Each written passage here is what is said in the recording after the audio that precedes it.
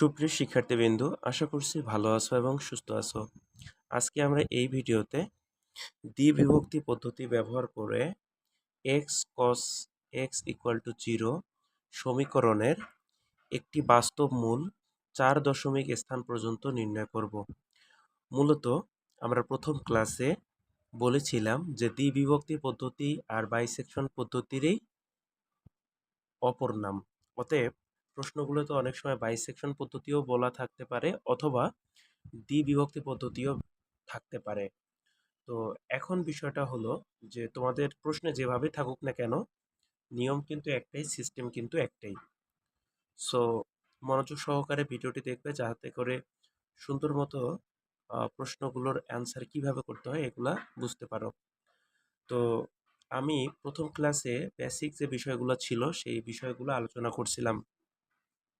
তো আজকের এই ভিডিওতে আমরা মূলত বেসিক বিষয়গুলো আলোচনা করব না। আমরা একটা প্রশ্ন সমাধান করব যেটা 2018 সালে এসেছে। এছাড়াও অনেক বারেই এসেছে, বাট আমি ওই বোর্ডগুলোকে এখানে মেনশন করি নাই। তো যারা 2022 সালে পরীক্ষা দিবে তাদের জন্য খুবই গুরুত্বপূর্ণ এই ভিডিওটি। তো আমরা প্রথমত এই যে x minus cos x equals to 0 এটাকে আমরা ধরে নিব, যে ধরি f of x equal to ধরি f of x equal to x minus cos x, এটাকে আমরা ধরে নিলাম। নেওয়ার পরে আমাদের যে কাজটা করতে হবে সেটা হলো, আমি বলেছিলাম যে ফাংশনটাই দেওয়া থাকুক না কেন সেটাকে এফ অফ এক্স আকারে ধরে নিতে হবে। তারপরে আমাদের ওই ফাংশনটার মান বের করতে হবে। তার আগে এখানে কিছু বিষয় বলে রাখি, সেটা হচ্ছে যে প্রশ্নের মধ্যে এখানে যেমন 4 দশমিক স্থান পর্যন্ত মান বের করতে বলছে, অনেক সময় 5 বলতে পারে, 6 বলতে পারে, যেটাই বলুক না কেন নিয়ম একটাই শেখাই দিচ্ছি, ভালো মতন বোঝার চেষ্টা করো। তো তুমি যেটা করবা তোমার ক্যালকুলেটরে যে কাজটা করবা, শিফট এরপর হচ্ছে মোড, এটা চাপবা। চাপার পরে দেখো আমি বলেছিলাম এই ম্যাথগুলো সলভ করতে হলে প্রথম কাজ হচ্ছে রেডিয়ানে কনভার্ট করা। তাহলে আমরা রেডিয়ান কোথায় আছে, 4-এ আছে, তাহলে আমরা 4 চাপবো। ওকে, এরপরে হচ্ছে আমাদের যেহেতু প্রশ্নটা বলছে 4 দশমিক স্থান পর্যন্ত আমাদের মান বের করতে, তাহলে আমরা আবার শিফট এবং মোড চাপবো। চাপার পরে দেখো 6 নাম্বারেই আছে ফিক্স, তাহলে আমরা 6 চাপবো। চাপার পরে এখানে আমাদের যেহেতু 4 দশমিক পর্যন্ত বলছে, তাহলে আমরা এখান থেকে 4 প্রেস করব। করার ক্যালকুলেটরের যে সেটিংগুলো আছে সেগুলো আমরা কমপ্লিট করলাম। এবার হচ্ছে আমাদের যে ফাংশনটা আছে সেই ফাংশনটা কি, এক্স মাইনাস কস এক্স, এটার আমরা মান বের করব। তো কি, এই যে দেখতে পাচ্ছ এক্স ওয়াই এরকম যে অ্যালফাবেটগুলো আছে, তো আমরা এটাকে এক্স এর মাধ্যমে প্রকাশ করছি। তাহলে এক্স আমরা কিভাবে তুলবো, এই যে আলফা, তারপরে হচ্ছে এটা চাপলে আমাদের এক্স উঠবে। এই যে আমাদের এক্স উঠে গেছে, হ্যাঁ, এক্স উঠছে। এরপর হচ্ছে মাইনাস, এই যে হচ্ছে আমাদের মাইনাস, এরপর হচ্ছে কস, তারপরে হচ্ছে কি আমাদের আবার কস, যেহেতু এক্স তাহলে আবার আমাদের কি করতে হবে, আলফা দিয়ে আবার আমাদের এটা চাপতে হবে। তাহলে আমাদের কি হলো, এই যে আমাদের যে ইকুয়েশনটা আছে সেই ইকুয়েশনটা, এরপর হচ্ছে আমাদের ব্র্যাকেট ক্লোজ করে ফেললাম। তো এটা আমরা প্রশ্নটা আগে তুলবো, ঠিক আছে। প্রশ্নটা তোলার পরে আমাদের এটার মান বের করতে হবে। তো মান কিভাবে বের করতে হয় সেটা বলি। যদি আমরা এফ এক্স 991 ইএস প্লাস ক্যালকুলেটরের প্রশ্নগুলো সমাধান করি, তাহলে আমাদের শিফট এবং ক্যাল এটা একবার চাপলেই হবে। আর যদি 100 এমএস দিয়ে করো সেক্ষেত্রে তোমাকে শিফট এবং ক্যাল দুইবার চাপতে হবে। তো আমি সবসময় বলবো যে তোমরা এই 991 ইএস সিরিজের যে ক্যালকুলেটরগুলো আছে এগুলো ব্যবহার করার চেষ্টা করবা, ঠিক আছে। তাহলে আমাদের এক্স এর মানটা কত বের হয়েছে, এক্স এর মানটা হচ্ছে আমাদের 0.998। আমাদের রেজাল্টটাও ঠিক একই রকমভাবে এই যে 0.998 এর ভিতরে কোনো একটা মানের জন্য সেটা 0 হবে, ওই ফাংশনটার মান, ঠিক আছে। আর ওই মানটাই হবে আমাদের কি ফাইনাল বা চূড়ান্ত রেজাল্ট। তো আমরা মান বের করে ফেললাম। মান বের করে ফেলার পরে তার মানে আমরা আগেই আনসারটা জানতেছি যে আমার আনসার কীরকম আসতে পারে, ঠিক আছে। তো এই নিউমেরিক্যাল অ্যানালাইসিসের ম্যাক্সিমাম কোশ্চেনেরই আনসার তুমি আগের থেকে জানবা, কিন্তু তোমাকে সেই মোস্ট প্রবাবলি মানটা তোমাকে বের করতে হবে। তো চলো আমরা পরবর্তী স্টেপে চলে আসি। তো আমাদের এই ফাংশনটার মান বের করা কি হয়ে গেল। তারপরে আমাদের কাজ হচ্ছে যে আমাদেরকে এই যে মানটা বের হইছে এই মানটা থেকে এমন দুইটা মান ধরতে হবে যাতে আমার পজিটিভ মান একটা আসে, একটা হচ্ছে নেগেটিভ মান আসে। ওকে, তাহলে আমরা এই মানটার চেয়ে সবচেয়ে ছোট একটা মান ধরবো, এই মানের চেয়ে ছোট মান একটা ধরবো, আর এই মানের চেয়ে একটা বড় মান ধরবো। তাহলে আমাদের আহ, একটা পজিটিভ মান একটা নেগেটিভ মান চলে আসবে। তো দেখো, আমি যদি 0.5, অর্থাৎ আমাদের এখানে আছে কত, 0.998, তাহলে আমি 0.5 একটা ছোট মান নিলাম ওইটার থেকে। তো আমি যদি এখন, আমার তো অলরেডি কিন্তু এই ফাংশনটা কিন্তু ক্যালকুলেটরে কিন্তু উঠানো আছে। তো এই যে 0.5 যে আছে এটার এখন মান বের করব। তাহলে এটার মান বের করা খুবই সহজ। আমরা এই যে ক্যাল দেখতে পাচ্ছি ক্যালকুলেটরে, এই যে ক্যালকুলেশন, এখানে আমরা প্রেস করব। করার পরে আমরা কত তুলব, 0.5। তাহলে 0.5 দিয়ে আমরা ইকুয়াল চাপবো। তাহলে ইকুয়াল চাপলে আমাদের মানটা কত আসছে, মাইনাস জিরো পয়েন্ট -0.3776। তাহলে আমাদের এই মানটা কি, নেগেটিভ মান আসছে। ওকে, তার মানে কি জিরোর থেকে ছোট, অর্থাৎ নেগেটিভ মান আসছে। এবার তো আমাদের একটা নেগেটিভ মান চলে আসছে, আমাদের এমন একটা মান এখন ধরতে হবে যাতে করে আমার পজিটিভ মান আসে। তো আমাদের ফাইনাল রেজাল্টটা ছিল 0.998। তাহলে আমরা একটা তার থেকে ছোট মান নিছি, এবার আমরা তার থেকে একটা বড় নিব। তাহলে 0.998-এর চেয়ে বড় কত, 1। তাহলে আমরা এখন এফ অফ 1-এর মান বের করব। তো আমাদের যেহেতু অলরেডি ফাংশনটার মান আমাদের তুলাই আছে, মানে ফাংশনটা তুলাই আছে, আমরা জাস্ট ক্যালকুলেশনে 1 চাপবো, 1 দিয়ে ইকুয়াল দিব। তাহলে দিলে আমাদের কত আসছে দেখো, 0.04597। এটা আমাদের কি জিরোর থেকে বড়, অর্থাৎ কি পজিটিভ মান। তাহলে দেখো, আমাদের একটা নেগেটিভ মান আসছে, একটা পজিটিভ মান আসছে। আর আমাদের বাইসেকশন পদ্ধতির এটাই নিয়ম যে এমন দুইটা মানের জন্য একটা পজিটিভ মান আসবে, একটা নেগেটিভ মান আসবে। ঠিক আছে, যদি আসে তাহলে আমাদের ওই দুটা মান থেকে আমরা কি পাবো, পরবর্তীতে আমরা মূলগুলা পাবো বা সমাধান পাবো। তাহলে আমাদের এখন লিখতে হবে যে 0.5 ও 1 এর মধ্যে একটি বাস্তব মূল পাওয়া যাবে, পাওয়া যাবে। ওকে, তো এই হলো আমাদের এই বিষয়টুকু, তোমরা বুঝতে পারছো। এবার আমাদের কাজ হচ্ছে কি, আমি প্রথম ক্লাসে বলছিলাম যে এক্স নটের মান বের করতে হবে। তাহলে এক্স নটের মান আমরা কিভাবে বের করব, এক্স নটের মান বের করার সূত্র আছে আমাদের। আচ্ছা, তাহলে আমরা প্রথমত আমরা এখানে লিখব পুনরাবৃত্তি, কারণ আমাদের তো মান বের করতে হবে। পুনরাবৃত্তি, পুনরাবৃত্তি 1। ওকে, তাহলে প্রথম কাজ হচ্ছে আমাদের এক্স নট। ঠিক আছে, আমরা ধরে নিলাম এক্স নট, ধরি এক্স নট ইকুয়াল টু, আমাদের এটা সূত্রটা কি বলছিলাম, যে মানগুলা বসানোর ফলে একটা পজিটিভ, একটা নেগেটিভ মান, একটা পজিটিভ মান আসবে, ওই দুটা মান যোগ। তার মানে কি 0.5, 0.5 প্লাস এবং কত 1 ডিভাইডেড বাই কত 2। তো আমাদের এই দুটাকে যোগ করে 2 দিয়ে যদি ভাগ করি তাহলে আমাদের মান আসবে 0.75। তো এখন আমাদের এই যে মানটা আছে আসছে 0.75, এই মানটা এখন আমাদের কি করতে হবে, এই ফাংশনটাতে বসাইতে হবে। ঠিক আছে, তো আমরা লিখে ফেলি এফ অফ এটার মান, মানে এক্স নটের মান আর কি। ঠিক আছে, তো আমরা এক্স নট ইকুয়াল টু, আমরা এটাকে আর কি একটু সুন্দর করে ব্যাখ্যা করার চেষ্টা করতেছি, পরের অংশগুলা আর কি স্কিপ করব। তো এখন আমরা কি করব, এখানে এক্স এর মান বসাবো। ঠিক আছে, আমরা কি করব, এক্স এর মান বসাবো। তাহলে এক্স এক্স নটের মান আর কি, এক্স এর মান বলতে এক্স নটের মান এটা, তার মানে 0.75 মাইনাস কস 0.75। এখন আমরা এটার মান বের করব। ঠিক আছে, এখন বিষয়টা হচ্ছে তুমি এইভাবেও করতে পারো অথবা ডিরেক্ট ক্যালকুলেটরে যে মান আসে সেটা তুমি করতে পারো। তো আমাদের অলরেডি কিন্তু আমাদের এই ফাংশনটা কিন্তু তোলা আছে। তাহলে আমাদের কি করব, মানে ক্যালকুলেশনে চাপ দিব, দেওয়ার পরে আমাদের কত মানটা বেরোচ্ছে, 0.75। ওইটা আমরা এখানে প্রেস করব 0.75 দিয়ে আমরা ইকুয়াল চাপবো। তাহলে মানটা পেলাম, ঠিক আছে, 0.0183, যেটা শূন্যর থেকে বড় অর্থাৎ পজিটিভ।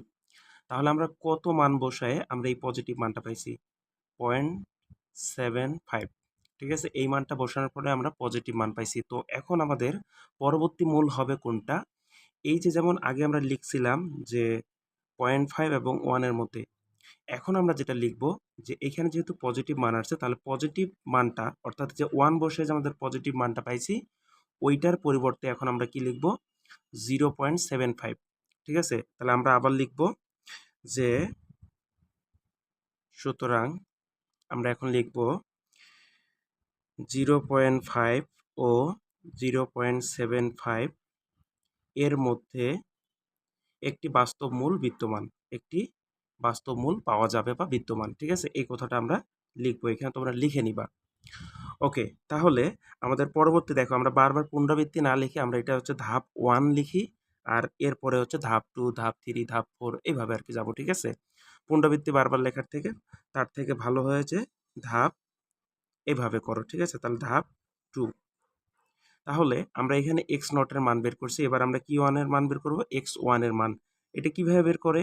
খুবই সহজ, সেটা হচ্ছে এটা এবং এটা, এই দুটা যোগ করে 2 দিয়ে ভাগ করব, ঠিক আছে। এগুলো আমরা জানি এবং তোমরা বুঝে গেছো যে এটার মান কিভাবে বের করতে হবে, বা তোমরা এগুলো খুব সহজেই বের করতে পারো, ঠিক আছে, কারণ তোমাদের এগুলো সম্পর্কে এখন যথেষ্ট জ্ঞান হয়ে গেছে। অতএব আমরা এটার এখন মান বের করব, করলে আমাদের মান আসে 0.625। ওকে, এবার আমরা কি করব? এই 0.625 আমরা আমাদের যে মানটা ফাংশনটা আছে, ঠিক আছে, তাহলে আমরা এখন এফ অফ এক্স ওয়ান আমরা ডিরেক্ট এখন মান বসাবো, ঠিক আছে। আমরা এই যে যেমন এখানে এইভাবে করছি না, আমরা এটা করব না, আমরা ডিরেক্টলি ক্যালকুলেটরে এগুলোর মান বের করে আমরা বসাবো, ঠিক আছে। তাহলে আমরা এখন কি করব? এই দেখো, আমাদের কিন্তু ইয়াটা তুলা আছে, ঠিক আছে, আমাদের কিন্তু ফাংশন যেটা আছে সেটা কিন্তু আমাদের তুলা আছে ক্যালকুলেটরে, ঠিক আছে, বা তোমরা তুলে রাখছো। তো আমরা এখন জাস্ট কি করব? এই যে ক্যালে চাপ দিয়ে আমরা 0.625 এটা বসাবো। তাহলে 0.625 এটা আমরা কি করলাম? প্রেস করলাম, দিয়ে আমরা ইকুয়াল চাপবো। তাহলে ইকুয়াল চাপার ফলে আমাদের মানটা কি আসছে? রেজাল্টটা কি আসছে? রেজাল্টটা আমাদের আসছে -0.1860, যেটা কি শূন্যর থেকে ছোট অর্থাৎ নেগেটিভ মান যেহেতু, তাহলে আমাদের এটা হচ্ছে কি আমাদের -0.1860, যেটা কি শূন্যর চেয়ে ছোট, ঠিক আছে। তাহলে আমাদের এই মানটা কিন্তু এখনো কিন্তু জিরোর কাছাকাছি আসেনি। তাহলে আমাদের এখন কি করতে হবে? দেখো, আমাদের যখন এর আগের ম্যাথটা আসছিল তখন আমরা কি করছিলাম? যে এখানে পজিটিভ ছিল বিধায় আমরা কি এই পজিটিভ জায়গাটার যে ভ্যালুটা ছিল সেটাকে পরিবর্তন করছিলাম। এখন যেহেতু আমাদের নেগেটিভ মান আসছে, তাহলে নেগেটিভ মান হচ্ছে কত বসায় পাইছি? 0.5 বসায় আমরা কিন্তু নেগেটিভ মান পাইছিলাম, তাই না? তাহলে এখন আমরা কি করব? এই যে 0.5 যেটা আছে আমরা এই 0.5 পরিবর্তন করব। তাহলে আমরা এখন লিখব যে সুতরাং আবার লিখব যে 0.625 ও এই যে আমাদের 0.75 এর মধ্যে একটি বাস্তব মূল পাওয়া যাবে, এটা তোমরা লিখে নিবা, ঠিক আছে, মানে লিখবা। তাহলে আমাদের পরবর্তী ধাপ হচ্ছে ধাপ 3, ঠিক আছে, ধাপ 3। ওকে, তাহলে আমাদের ধাপ 3 তে কি আমাদের x1 এর মান বের করছি, এবার আমরা x2 বের করব। তো আমরা এখন কি করব? এই যে 0.625 প্লাস 0.75 আমরা এখন এটার মান বের করব। কিভাবে বের করে? যে দুইটা যোগ করে, এই দুটা যোগ করে 2 দিয়ে ভাগ করে দেব, ঠিক আছে। আমাদের মান আসতেছে কত? 0.6875, ঠিক আছে। তাহলে আমরা এখন এখানে ঠিক একই রকমভাবে এফ অফ এক্স টু বের করব। তাহলে এফ অফ এক্স টু আমরা কীভাবে বের করব? আমাদের তো অলরেডি ফাংশন তো তুলাই আছে, শুধু আমরা ক্যালক চেপে এই মানটা বসাবো। কোন মানটা? এই মানটা বসাবো, ঠিক আছে। তাহলে আমাদের মানটা কি আছে? 0.6875 দিয়ে আমরা আবার কি করব? ইকুয়াল চাপবো, ঠিক আছে, ইকুয়াল দিব। তাহলে ইকুয়াল দিলেই আমাদের দেখো রেজাল্টটা চলে আসছে। সেই রেজাল্টটা তোমরা কি দেখতে পাচ্ছ? -0.0853, যেটা কি আমাদের শূন্যর থেকে কি ছোট মান, তার মানে কি আবার নেগেটিভ মান আসছে, তাই না? আমাদের আবারও কি মান আসছে? নেগেটিভ মান আসছে। তো আমরা এখন কি করব? এই যে যে কাজটা করতেছি, ঠিক আছে, আমরা যে কাজটা করতেছি অর্থাৎ এফ অফ এক্স টু এই মানটা যে বের করলাম, এখন আবার কি করতে হবে আমাদের, এই যে নেগেটিভ মানটা কত বসে 0.625 বসে আমরা নেগেটিভ মানটা পাইছিলাম এই যে আমাদের মেইন ফাংশনটাতে। এখন আমরা কি করব, আবার এটা চেঞ্জ করব। তাহলে আমরা আবার লিখব, সুতরাং এই যে এই মানটা লিখবো, ঠিক আছে, 0.6875 ও 0.75 এর মধ্যে একটি বাস্তব মূল পাওয়া যাবে, এই অংশটুকু আমরা লিখব। এরপর আমরা আবার চলে যাব কি ধাপ 4-এ।